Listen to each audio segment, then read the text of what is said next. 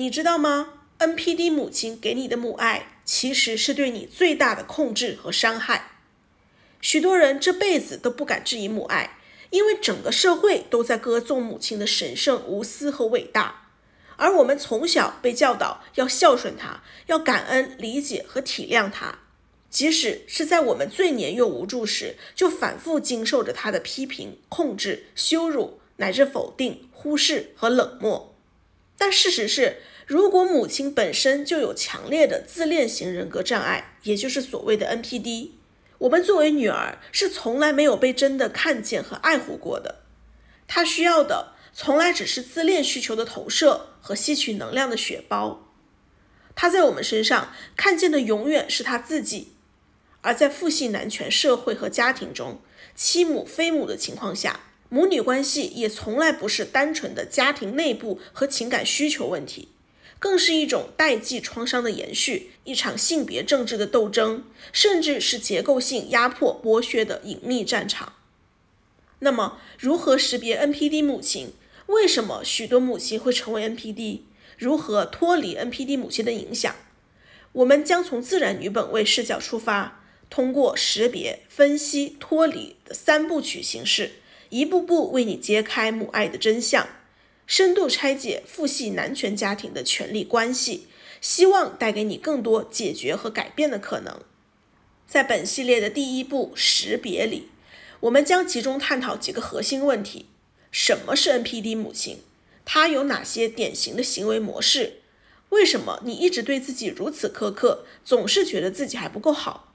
你经历的到底是真正的母爱，还是以母爱之名对你的控制、驯化和创伤？这一次，让我们彻底清醒。大家好，我是思希艺。如果你喜欢我的频道，记得订阅、点赞和转发给更多姐妹吧。在我认知与实践女权返校课题的过程中，有2本书对我非常重要。一本是《煤气灯效应：如何认清并摆脱别人对你生活的隐性控制》，另一本是《母爱的羁绊》。这2本书和女权返校思想彼此印证，都让我深刻意识到，我生长于父系男权社会和家庭，并有一位 NPD 母亲。但我是一名聪明又顽强、坚韧的幸存者，在砸碎旧枷锁的同时，重建着我的新世界。对此，我感到非常骄傲。经过了多年的努力，如今我可以算是在这个课题里毕业了，也希望可以结合这些认知、感受和经历与各位姐妹分享。母女关系是人类最初始的关系，我们在母亲的身体里孕育，在她的面前第一次呼吸，也是在她的怀抱里第一次感受信任和依赖。这种最原始的连结，在我们的潜意识里刻下了关于爱和保护的初印象，并在我们的成长过程中产生了非常深远而复杂的影响。但是对于许多女儿来说，这段本来应该带来关注和滋养的亲密关系，却成为了最早也是最持久的伤害来源。在父系男权社会中，母性总是被赋予过度的赞美和歌颂。那些作为妻母的女人也常常书写一些感动她们自己的话语，但很少有人真正站在女儿的立场上去反思、分析，甚至批判母亲带来的伤害。好像只要克制、压抑和否认这些情绪，我们就可以继续假装岁月静好、母慈女孝。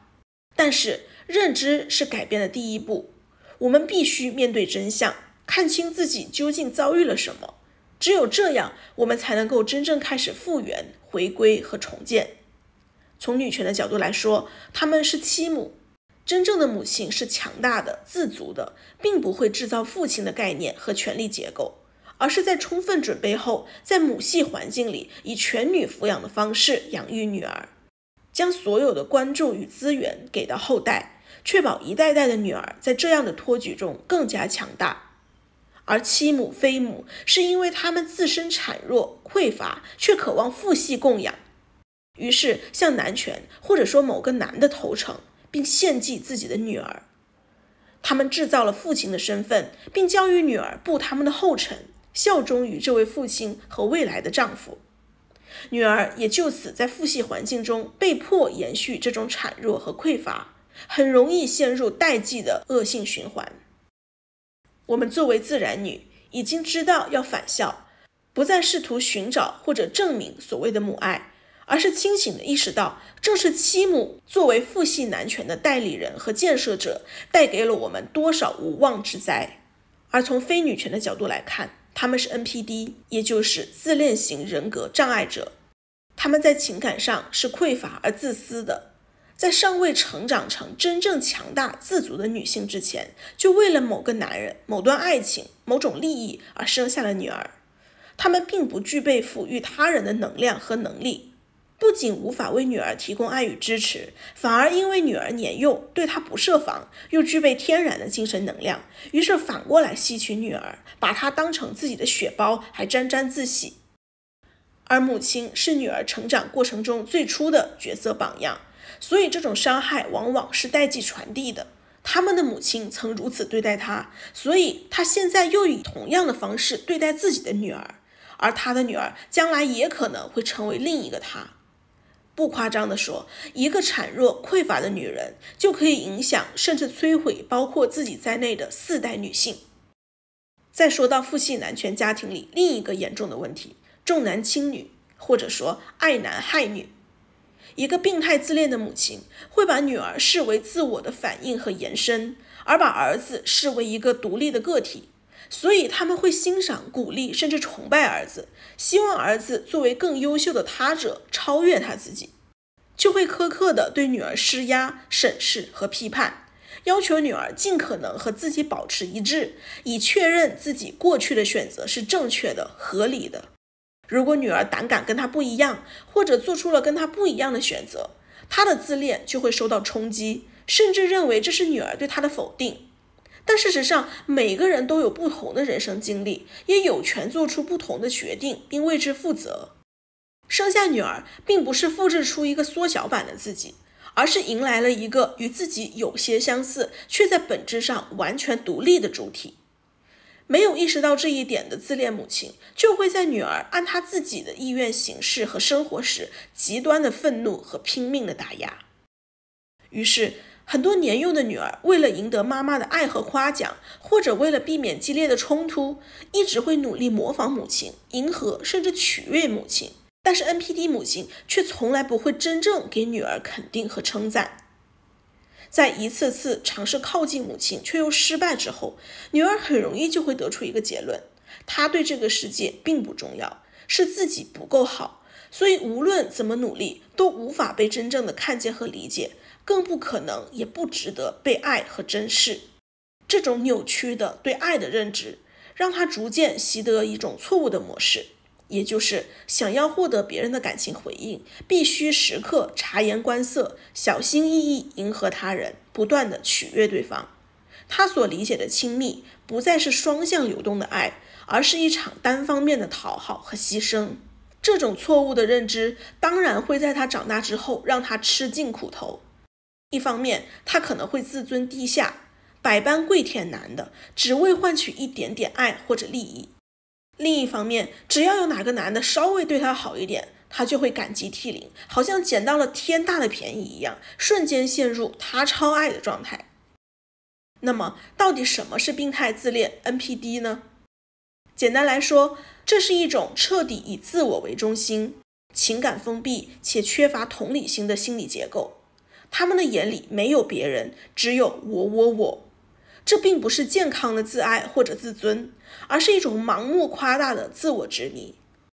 真正的自爱和自尊是既有对自己清醒温柔的看见和爱护，也有欣赏、理解、回应和关爱他人的能力。具体来说，自恋型人格障碍也就是 NPD 通常有以下6种特征，无论是母亲还是他人，你都可以对照着来参考。1. 不切实际的特权感，他总是喜欢夸大自己的成就、才华和牺牲，把自己塑造成伟大女性的楷模，认为自己理所应当得到特殊的优待，并期待所有人都按照他的需求和标准来行事。他永远只谈论自己，从来不真正关心你的想法，在意你的感受，好奇你的成长和内心。第2，沉迷于完美和成功的幻想。他总是反复讲述别人如何依赖他、赞美他，仿佛整个世界只能围着他转。他坚信，只有那些比他更成功、更聪明或者更有地位的人才配得上理解他，而你只是不入流的下等人。有时他甚至会毫无顾忌地当众让你难堪，只为强化他自己的优越感。第三，极度渴望被感激和崇拜。他总是希望你对他充满感恩和崇拜，哪怕只是一些很小的事情，他也会反反复复地提起，期望你看见他的付出，并且牢牢记在心里，还要挂在嘴上，以满足他的虚荣心。反过来说，他会在你没有这么做的时候破口大骂你是白眼狼。第四，人际关系的功利性。他结交朋友从来不是出于真诚的欣赏，而是因为对方有利用价值。他关注他人永远是因为对方对他有用，而不是对方本身可爱。他难以建立一段健康的友情，即使有一些表面上的友好人际往来，他也无法说出那些人的优点，反而洋洋得意，所有人都喜欢围着他转。第五，缺乏同理心，习惯性打压和批评。他不愿也没有能力真正理解你的感受和需求，更不可能给予健康的回应。他最擅长的就是纠正你、批评你、打压你，并且口口声声说这些是为你好，显得是他在包容和帮助你，但实际上这就是在压制你的主体性和自我价值。第六，深陷智计与雌竞。他心里常常质疑别人，却一口咬定是别人质疑他，还特别喜欢强调自己没有什么女性朋友，好像这是一种独特的荣耀。他也总是轻蔑地看不起你的朋友，贬低和嘲讽你的选择，以高高在上的姿态对你进行审判。这里还有一份问卷，可以让你对母亲的病态自恋程度有一个更清晰的了解，我不再赘述，大家自行暂停观看对照就可以。病态自恋的核心是无法承认他者作为独立个体的存在价值，因此他无法看见你、了解你，当然也就无法真正爱你。他眼里的你只是他自我投射和控制的延伸，他要的是一个复制他、服从他、崇拜他的影子，一个随时照顾他情绪、满足他需求的血包。至于真实的你是什么样子，对于他来说并不重要。我妈就是这样，她并不是真的了解我和欣赏我，就算她常常夸我，她也是夸我和她很像，和她一样优秀。她总是说，我还不知道你吗？你是我生的，我养的，肯定优秀之类的话。但她从来不会真正关心我今天做了什么，想了什么，有什么兴趣爱好，对什么事情有什么观点。她总是在描述她的想法，她的感受。当我开口说我的事情，她很快就会把话题转到她自己身上。我跟他说什么都好像没说过一样。说到底，他就是从来没有看见我，他只是想在我身上看到他自己，或者一个升级版的他自己。我们再从社会和家庭构建的角度来看，如果一个女儿的成长过程中有不止一位真正爱她的强大的母亲们在场，母亲们会互相提醒和平衡，那么女儿就会在安全而丰盛的母系环境中成长。他的情感和资源需要都会被看见、被满足、被回应。他也知道自己是会被母亲们照顾、接纳和深深爱着的。这种母女相爱、女女平衡的正面经历和体验，会让他更容易在内心建立起稳定的安全感，也更容易在与自己、与他人、与整个世界的互动中形成信任和连结。但是如果他的生命中只有一个母亲，并且是一个比年幼的他还要情感匮乏、心理孱弱，却又深陷病态自恋的妻母，而且这位妻母还带着他生活在父系环境里，那么危险就在于，这个妻母越强大，这种强大就越只用来压制、操控和欺凌他的女儿。更不用说，妻母还制造了一个父亲的形象，分走了女儿的关注和资源，反而留下了一个空洞让女儿来填补。那么这个女儿就会很快意识到自己的母亲并不可靠啊，她会迅速学会不再期待、不敢依赖、充满戒备，甚至把这种对母亲的负面感受投射给其他女性，成为初始版的厌女。即使在成年后，他也常常听见那个声音不断地提醒自己，你还不够好，你不值得。这又会让他错误地以为爱男才是唯一的出路。事实上，渴望母亲的关注和资源，渴望与他人建立真诚温暖的连结，这是女人基本的生存和感情需要。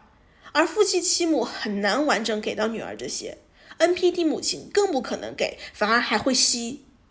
如果这两个双重 buff 叠加起来，对女儿来说确实就是天崩开局。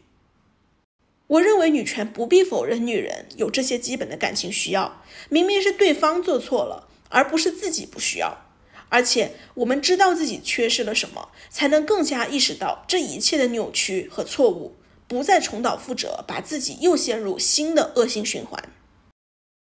正常的母亲会接受和欣赏女儿本来的样子，给予女儿安全感和无条件的爱，但 NPD 母亲却会以非常严苛的标准去审查和否定真实的女儿，好像只有服从她的标准才是正确的。这种极端自恋和控制欲让她无法也不愿意看见女儿，更不在乎女儿内心的需求和感受，只在乎在外人面前有面子，拿到一个好妈妈的牌坊，而一旦没有观众，她装都懒得装。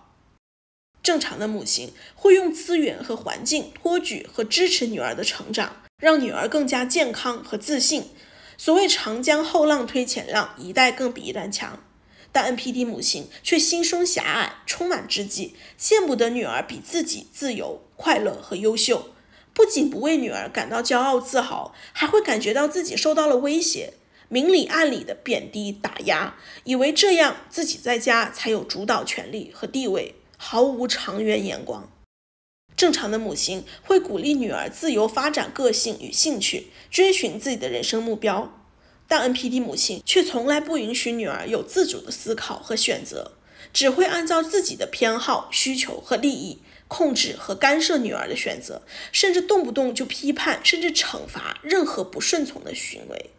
更恶劣的是，他从来不会尊重女儿的隐私和个人边界，不认为女儿有资格拥有自己的空间和秘密，而将窥探、干涉和侵犯当成理所应当。说到底，他只是把女儿看成一个延伸自己人生的复制品，一个他有权利随意摆布的附属品，而不是一个独立的有主体性的人。同时， NPD 母亲在情感上也严重失职，她根本无法给予女儿情绪的安全感和稳定支持，她自己就没有健康的情绪处理能力，动不动就进入风暴模式，冷漠和暴怒交替，肆无忌惮的宣泄和投射到女儿身上，以指责和挑剔来缓解自己的不满和焦虑。她自己情绪上的混乱和不稳定，不仅没有给女儿建立正面的榜样，反而让女儿有了额外的负担，不得不在家庭的情绪风暴里步步小心。作为一个成年人， NPD 母亲也没有建立好清晰的角色边界，把女儿当老公、当闺蜜、当妈、当心理咨询师、当情绪垃圾桶，就是不当女儿。明明自己应该以稳定、成熟、强大的母亲身份为女儿提供支持、关怀和引导，却完全不顾女儿的年龄和承受能力，把自己的负担甩给女儿，让女儿负责解决她的情绪和实际问题。她的需求永远凌驾于女儿之上，而女儿的情绪需求和个人边界则被她忽视和践踏，仿佛女儿生来就是为了照顾她、满足她，而不是被她养育和关照的。以上这些问题都指向一个清晰的核心事实：妻母非母，而 NPD 母亲更是毒上加毒。一个女人在爱男厌女，自身还极度幼稚和匮乏的情况下，独自一人在父系家庭里生养女儿，就是造成一切悲剧的源头。回到我们自己身上，过去我们在和 NPD 妻母长期相处的过程中，也许就会在他们的影响下，不自觉地将很多负面信息、情感和信念一点点内化，最后形成了一种自我怀疑、自我批判和自我否定的思维模式。这些模式在我们成年后想实现自我价值和建立女女关系时，却会让我们反复受挫，也不自觉地彼此伤害。而现在，当我们觉察到这些内化的负面信念，认知就成了改变行动的开始。因为我们现在有机会去理解和消除它们，用更加健康的自我认知和积极的内在声音取而代之。今天我们对 NPD 母亲的认知和批判，不只是为了发泄情绪，而是为了彻底看清自己经历了什么和这些境遇背后的本质。接下来就可以真正摆脱它对我们人生的负面影响，重建我们自然女的独立、健康、成熟的价值体系与自我认知。三部曲中的第一步识别就聊到这里。下一期视频的主题是分析，我们将分析 NPD 母亲的具体类型，受到 NPD 母亲影响的女儿常见问题，为什么中国的 NPD 浓度那么高等等。感谢你的观看，也欢迎你在评论区留言，分享你的感受和观点。我是思希逸，我们下期再见，拜拜。